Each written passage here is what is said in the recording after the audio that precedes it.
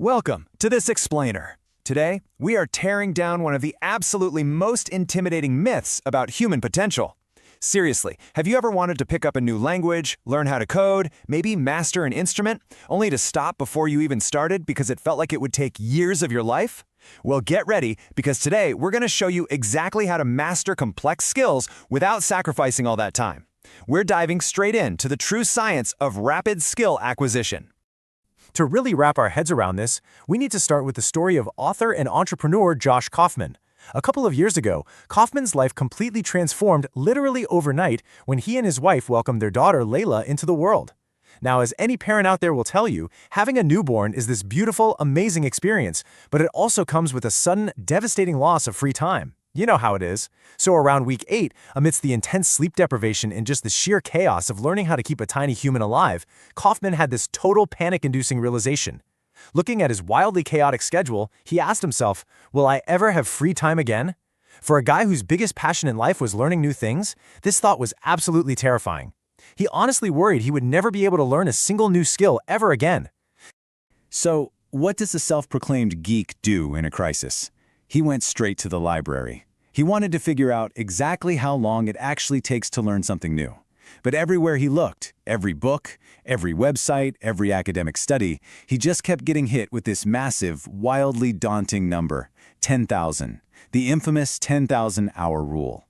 To put that into perspective for a second, 10,000 hours is the equivalent of working a full-time job for 5 straight years. If that's what it actually takes to learn something new, Kaufman realized he truly was doomed. But here is what's really fascinating about all this. We've all been, slightly misled about where that massive number actually comes from. The 10,000-hour rule originally stems from the work of a Florida State University professor named Dr. K. Anders Ericsson. The catch? Dr. Ericsson wasn't studying how to just pick up a new hobby. He was studying ultra-competitive experts. We're talking chess grandmasters, world-class athletes, top-tier musicians. He was looking at what it takes to reach the absolute tippy top of a highly competitive field. But then, fast forward to 2007, an author named Malcolm Gladwell published his huge best-selling book, Outliers, which heavily featured Ericsson's research. And that's when Gladwell's book inadvertently kicked off this massive, society-wide game of telephone. The original research stated that it takes 10,000 hours to become an expert in an ultra-competitive field, right? But as people talked about the book, the message started to mutate. It shifted to step 2. It takes 10,000 hours to become an expert at something. Then it watered down to step 3. It takes 10,000 hours to become good at something. Until finally it spread like wildfire and we arrived at step 4, the myth basically everyone believes today. It takes 10,000 hours just to learn a new skill. And guys, that last statement is entirely 100% false. When you actually look at the cognitive psychology stacks and study real skill acquisition, the story changes completely. Look, when you first start learning a new skill, you are, quite frankly, grossly incompetent, and you are painfully aware of it. It's not fun. But according to the actual science of the learning curve, the time it takes to go from being grossly incompetent to reasonably good is actually incredibly short. You experience this massive, huge spike in improvement right at the very beginning of your practice, long before you ever hit a plateau. So you're probably wondering, how long does that initial rapid learning phase actually take? The answer is a massive relief. 20. Just 20 hours. Whether you want to learn a new language, learn how to draw, or, learn how to juggle flaming chainsaws, it literally only takes 20 hours of focused, deliberate practice to go from knowing absolutely nothing to being astoundingly good at it. Now, 20 hours might still sound like a bit of a project, but when you break it down, it's incredibly manageable. If you just commit to 45 minutes of practice a day, you'll hit that 20-hour goal in roughly 1 month. That means in just 30 days, dedicating less than an hour a day, you can completely acquire a brand new skill. But here is the major catch.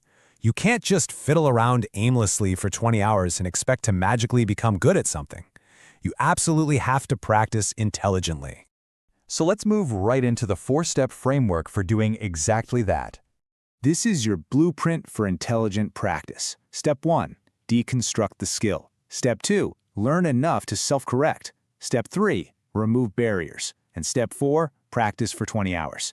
If you apply these 4 steps to literally any subject, you're going to maximize your efficiency and actually see those rapid results. Let's break each one down so you know exactly what to do. Step 1 is deconstructing the skill. The absolutely crucial point here is that most of the things we label as skills aren't actually single skills at all. They're like these massive bundles of smaller sub-skills.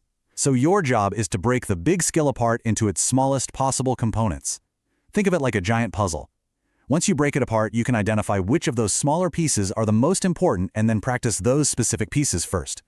Moving on to step 2, learn just enough to self-correct. Now, I have to give a huge warning here, because we all do this. Do not use research as a form of procrastination. We've all been there, right? Buying 20 books on computer programming and telling ourselves, oh, I'll start coding just as soon as I finish reading all of these. No. Instead, gather just 3 to 5 resources. Your only goal in this step is to learn enough about the skills so that when you're actually practicing, you can recognize when you make a mistake and immediately correct yourself. All right, step 3 is where you have to be really honest with yourself. You must remove barriers to practice. This is going to require a little bit of willpower. You need to eliminate the everyday distractions that prevent you from actually sitting down and doing the work. Turn off the television, disconnect the internet, literally go hide your phone in another room if you have to. Make it as easy as possible to just pick up your tools and begin practicing. And finally, step 4 is to pre-commit to practicing for at least 20 hours. Why pre-commit? Because you have to overcome what's called the frustration barrier. This is that emotionally uncomfortable phase of knowing you are grossly incompetent at a new skill.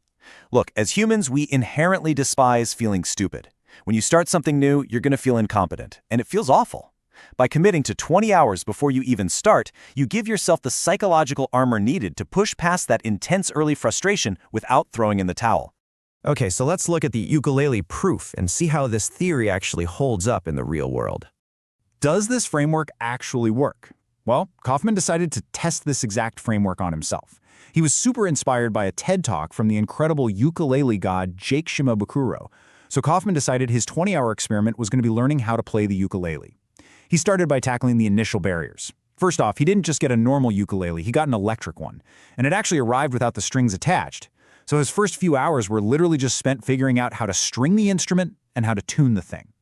Then he opened up this massive, wildly intimidating chord book that contained hundreds of different chord variations. Honestly, if he had stopped there, he probably would have just quit. But then he applied step 1, deconstruction. He had this massive aha moment when he discovered a pop medley by a comedy rock band called The Axis of Awesome. Their medley proved this incredible musical secret. You can play almost any pop song from the past 5 decades using just 4 simple chords. It's a real game changer. Those magic chords are G, D, E minor, and C. Suddenly, he didn't need to learn hundreds of chords. He just needed to master those 4. Armed with just those 4 chords, Kaufman pushed right past that frustration barrier and started practicing. And the results? Totally stunning. He learned how to seamlessly transition between those specific chords to play this massive crowd-pleasing mashup. We're talking Journey's Don't Stop Believing, Adele, Bob Marley's No Women No Cry, and even Psy's Gangnam Style. All of it using the exact same 4 chords, over and over again. And here is the ultimate proof of concept. When Kaufman delivered his TEDx talk and performed that incredibly fun, seamless ukulele medley live on stage to a cheering crowd, he revealed to the audience that they had just witnessed his literal 20th hour of practice. In just 20 hours, the guy went from a completely unstrung instrument to performing a live musical medley. The whole shebang took exactly 20 hours.